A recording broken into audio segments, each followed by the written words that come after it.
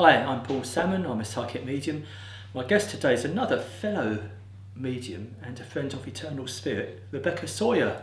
Hi Rebecca. Hi Paul, how are you doing? I'm okay, but how are you? Yeah, I'm doing really well, thanks for the invite. That's It's been a right. while since we've seen each other, so it's just nice to come up and say Well, hi. I said the friend of eternal spirit because how long ago was it you came on here? Last time I was here must be, what, a couple of years ago? Must be, Did mustn't some it? filming, yeah. Doesn't seem like it. But You're blinking a year ago. I know, but you must have been up to quite a bit. What have you been up to? It's been a really busy couple of years. Work, the mediumship work's really busy, which is great. Studying's been really good because I actually am a great believer in you never stop studying, and I'm just really scratching the surface. Now, when you say studying, what type of studying did you do? Well, I've been really lucky, fortuitous or led or guided, whatever you want to call it, and I've had some of the best tutors in the world. I have still got the best tutors in the world, and they really push their students' mediumship. And I study at the Arthur Finney College, and I know that's a blatant plug, but it is No, plug away. It's for anyone who wants to develop, and it's not a million miles from here. But I've been there myself. I've been there. I've done a couple of courses. And how amazing is it? And it sort of changed my life. It does, yeah. It's life change. I just done a week there with. I've got a mentor, a guy called Eamon Downey, and just done a week there with him. And it's especially when you see people there for the first time and they're going around like starry-eyed, like slightly out of it, because it is just this incredible place with this incredible energy. And as I said, some of the best tutors in the world teach there, and it really is. And it's and unfortunately, I've got a couple other places I'd go to go on workshops, and that's the thing. Is you never stop learning. You know yourself, we're just scratching the surface. So I was going to say, even though you're a fully fledged medium, you're still developing yourself. Oh God, yeah. Yeah, I mean, you never, for me, I am just scratching the surface.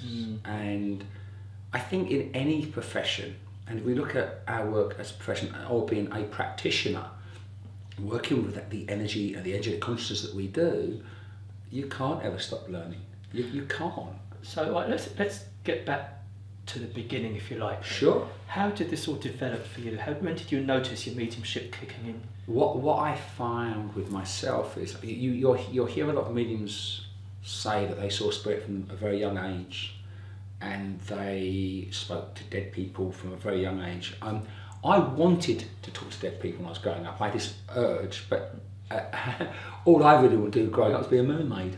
So that took most of my days.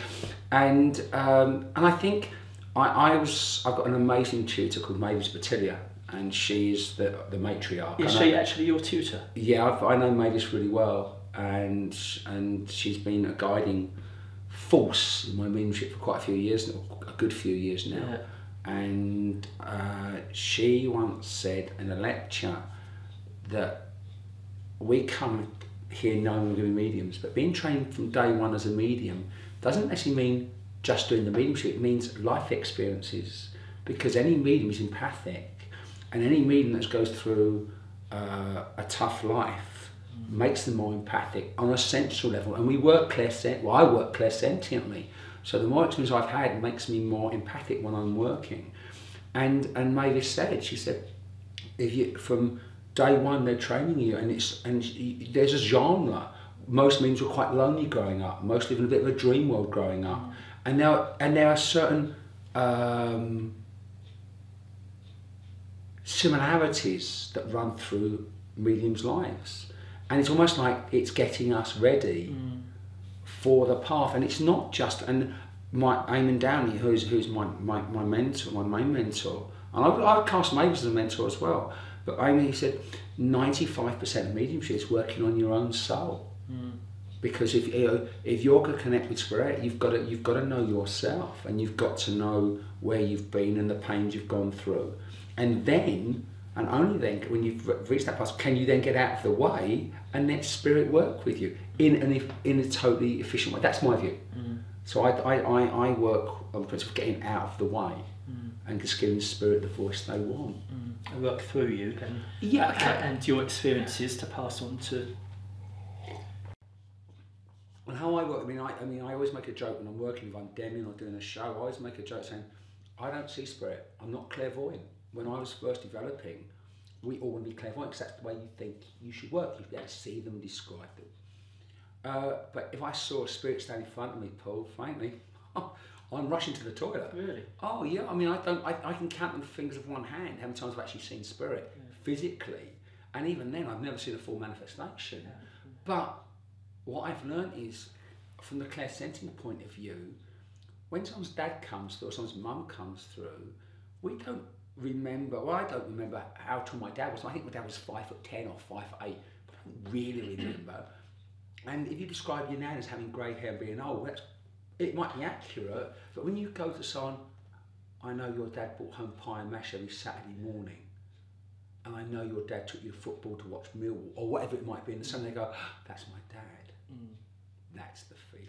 Right, so for those who are watching us now and don't know what clair-sentient is and that's the way you work, can you just tell us what it is? Absolutely. The clair-sentience is the feeling.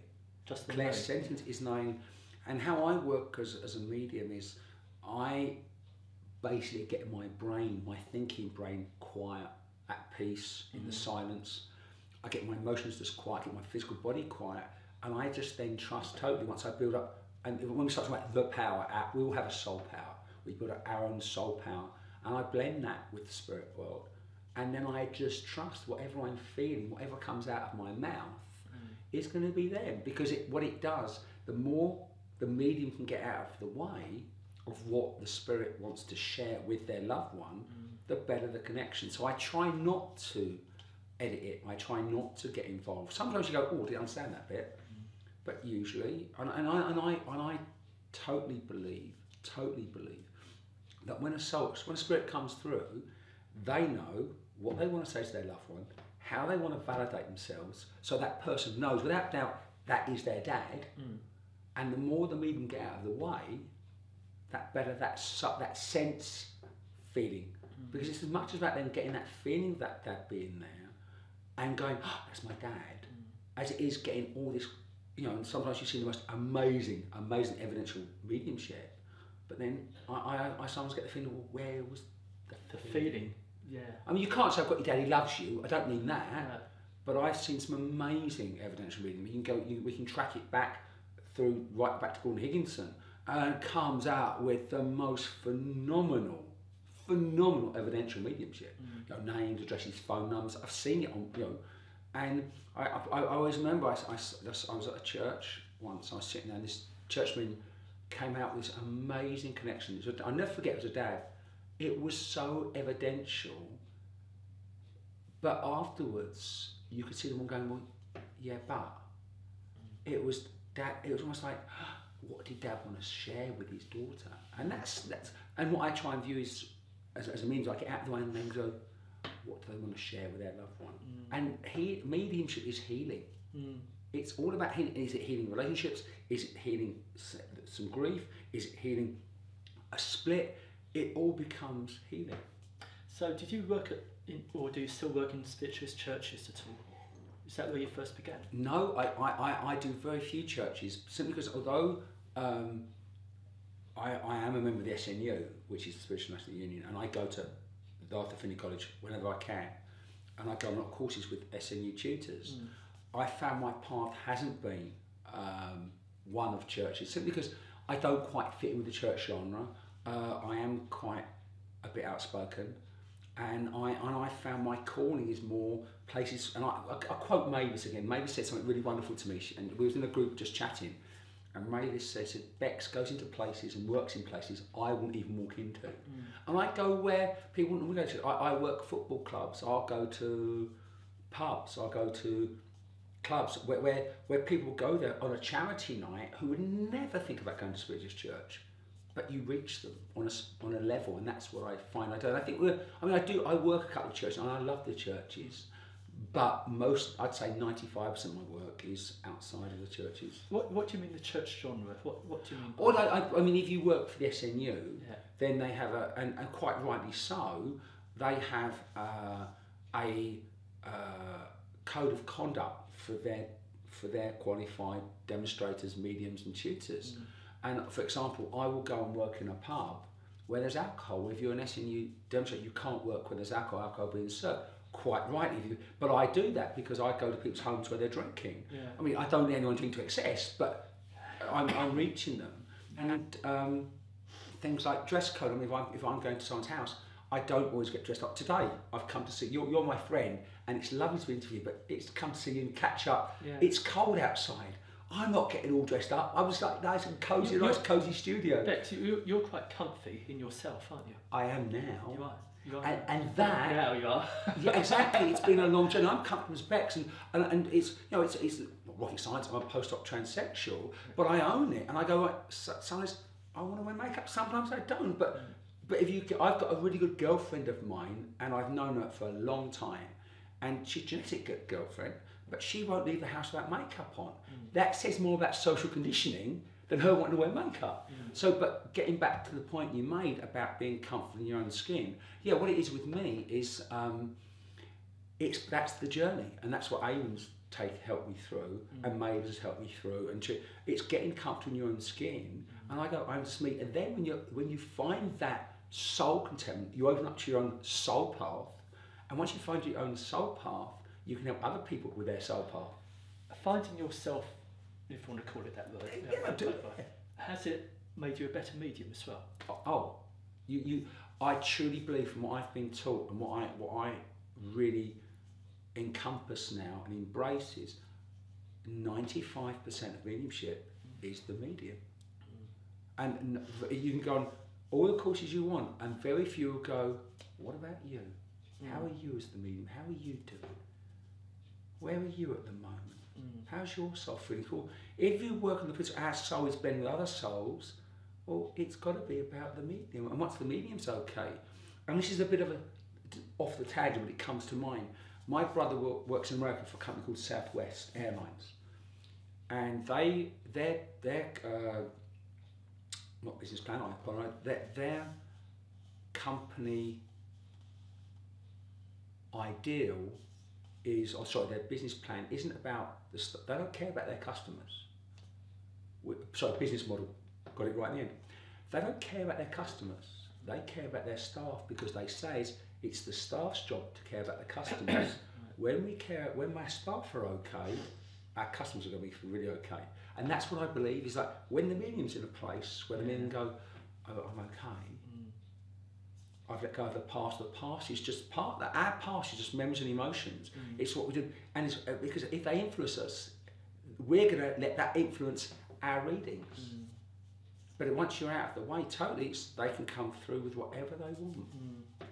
So I'm just relating back to myself now. There you go. There you go. So yeah, I'm getting there. We're all a work in progress. I get my mood swings like you wouldn't believe. Just ask my other half and she'll tell you, like, I'm a nightmare to live with. But I think that's part of a journey, not just, we all have tough journeys. One has been this, a transsexual, if you like, and a medium, and a mood swing person, up and down and down. But it's owning it.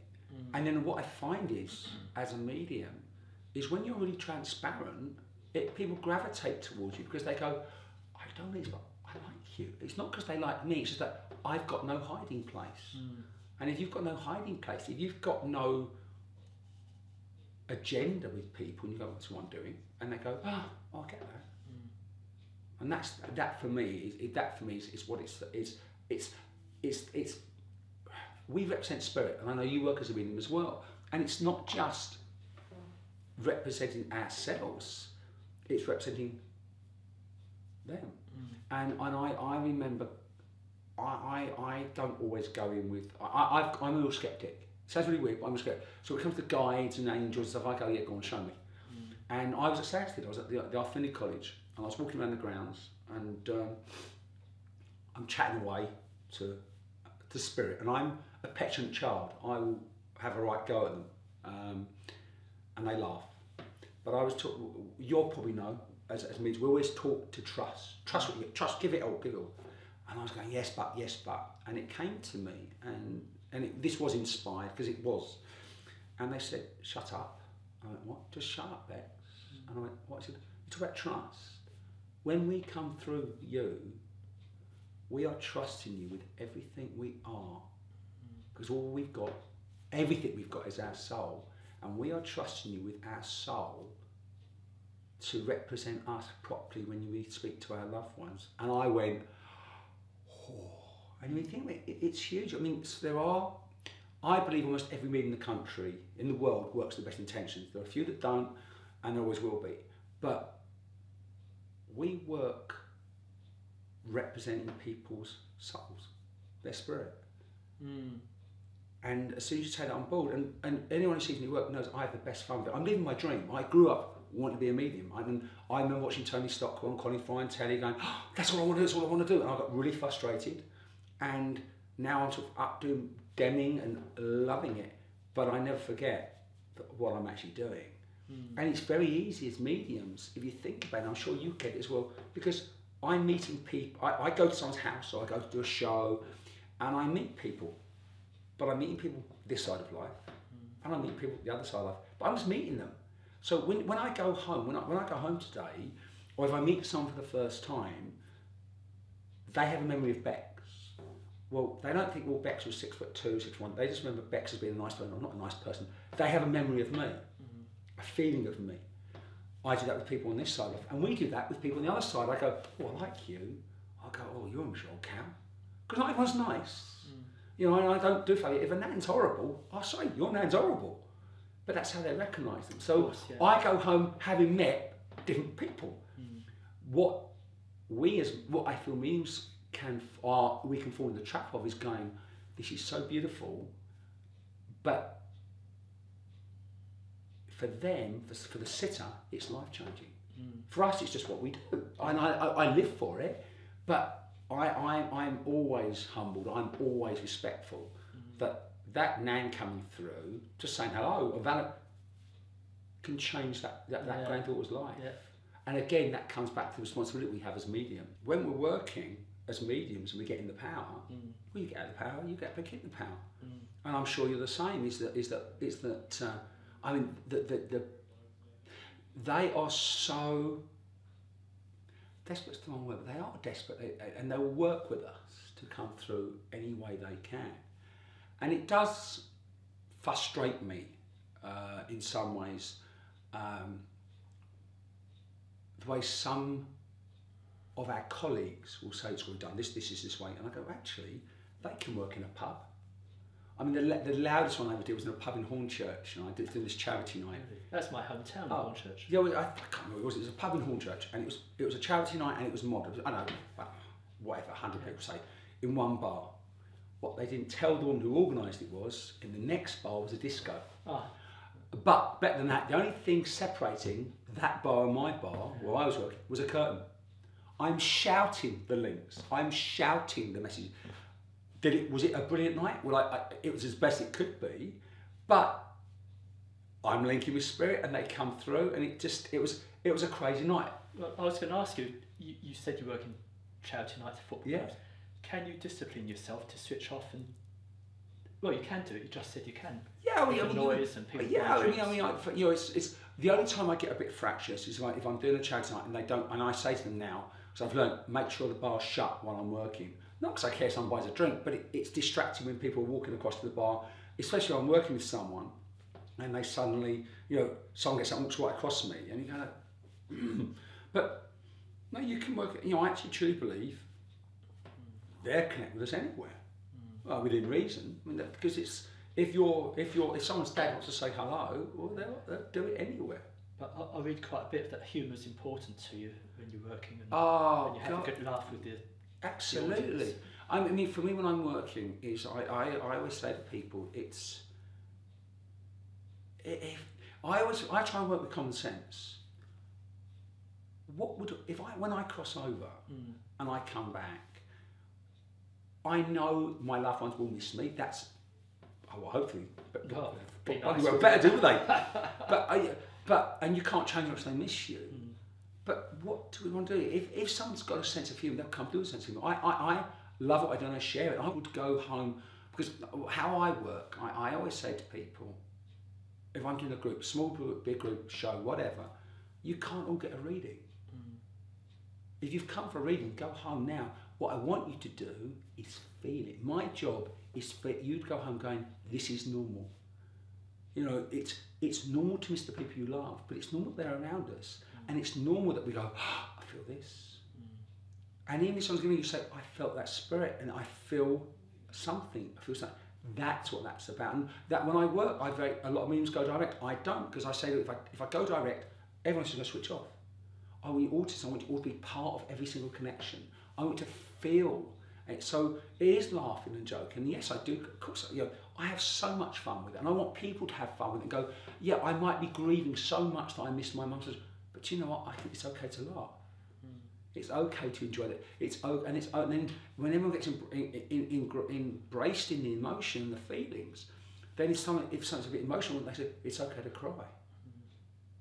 And my little heading, if you like, when I do a show, I always say it's not just the message, it's the feeling, and it is that, because what are we if it's not feelings? We're not physical. This is just a physical manifestation for the short time we're here. It's what we have inside that's important. And that gets a bit deep, a bit gushy, but that's really what it's about. Oh, yeah. And that's what we're working with. We're not working with someone's physical body. We're working with them and who are they. And I had a discussion with a skeptic who said, well, if you got it right every time, you'd get the name and address and age. And I went, yeah, it was a stranger. I said, but when your dad rings you up, what does your dad say? Your dad doesn't go, hello, this is Mr. John Smith and I live at 46 Eccleston Gardens and my phone number is, and he'll go, oh, darling, it's your dad. And then what would dad want to say? He's got to validate it. He's go, hello, darling, it's your dad. I'm so glad I stayed here long enough for your wedding, as an example. And I know I passed 3 weeks afterwards. So that daughter, what would she rather hear? That or dad's name, address, what he did for a living? I'm not saying that won't come out, but what would validate it most for her? That, and who knows that? Dad knows that. Yeah. And the more, again, it comes back to what we're talking about, the more the medium gets out of it, I say, what do you want to say? I don't mean your fluffy stuff. I don't mean I've got a nan, might be your mum, or it could be your great aunt, but I think she's your nan, but she's got grey hair, she's old and she died. Don't mean that, because that's fluffy. And that might all be true, but that could be anyone's nan. It's got to be a personal validation that is unique to the person receiving the message. Does that make sense? Yeah, it does. And you know, going back to the beginning, when you said it's all about learning, I've learned quite a bit today. You know, cool. Thanks for that. No, you're welcome. Before we go, what's the future hold for you? I know we're not fortune tellers, but where do you see where are you headed next? Do you know what? I will enjoy. I personally believe in like just doing one thing. My passion is my mediumship. My passion. I love doing my one-to-ones, but my passion is doing demonstrations and shows because I like reaching people. So that's the way it's going, and it's like, for me, I'm quite booked up, and they'll go that way, and it becomes like that rolling snowball that becomes bigger and bigger and bigger, and that's the way it's going. I think it's organic. It sounds a bit of a cliche answer, but it's just rolling. Yeah. And go with the flow.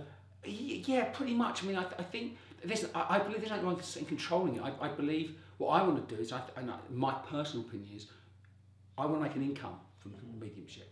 But it's got to be done the right way. It's got to be done with the right integrity and the right intention. And as long as you hold on to that, it's okay. And that's what I want to do. It's just taking it out. And it's reaching people. What I love is reaching people. It's the biggest challenge because you can work a Spiritualist church where there's a congregation full of people who are very spiritual. They might come and test your mediumship, and they go, let's see if this medium's any good this week. But they have a knowledge of spirit, or they have a belief in spirit. But if you go and look at charity night, there's 150 people, and you've got people drag their boyfriends, drag their rather watching football. What I love is the challenge. You've not only got to win them over as a person, you've got to say to them, look, this is what spiritualism is about, this is what mediumship is about. And if they go home going, or they come saying, how does that work? And you start a questioning. I think it's maybe opening someone's doorway to their own path. That's a buzz I really enjoy. And I think we're all out an ego. As long as it's not egotistical, my buzz is when I'm in front of a load of people and I've done a charity night. Yes, don't get me wrong, it's fantastic, we might have raised a load of money, but if someone comes up to me and goes, I hadn't thought of it like that. Or it happens to me sometimes. Down to the other week, I was doing a pub in Dagenham, and the 3 guys were dragged along, and they got some lovely stuff, and they come away with me, and I'll never forget this bloke went, "It's real, isn't it?" I went, "Yeah, it's real." His life path, his life perspective's changed. And my ego goes, "Yeah, I helped in that," but really, it was his. I remember it was his granddad, and that's what I like. That's why I think it's going for me. I'm sure it will. And well, Bex, thanks for being my guest. Oh. The time has absolutely flown. Paul, I just chat for hours. So, it's half an hour already. I'll just chat for hours. But no, it's good. We've learned a lot. And if you'd like to know more about Bex, get in touch with me at Eternal Spirit and see what we can do. I do group nights. I do shows around. So yeah, they can find me on my Facebook page or check your website. Yeah, bexmedium.com. Excellent. Thanks a lot, Bex. Oh, Paul, absolute pleasure as always. Come again. We'll have another chat. Will do, Paul. Thanks for having me. Cheerio.